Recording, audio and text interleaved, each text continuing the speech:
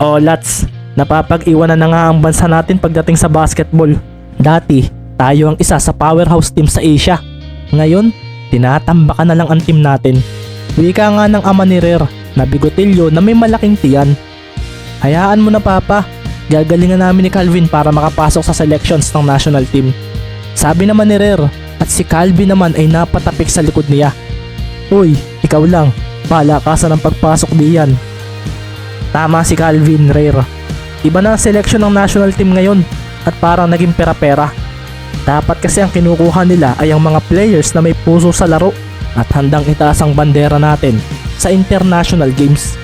Kaso wala nang ganoon ngayon dahil sa pumangit ng sistema ng SBP. Nagbago na sila, kaya ayan ang resulta. Sambit pa nga ng tatay ni Rare na isa ring basketball enthusiast at dati rin itong manlalaro ng basketball sa probinsya.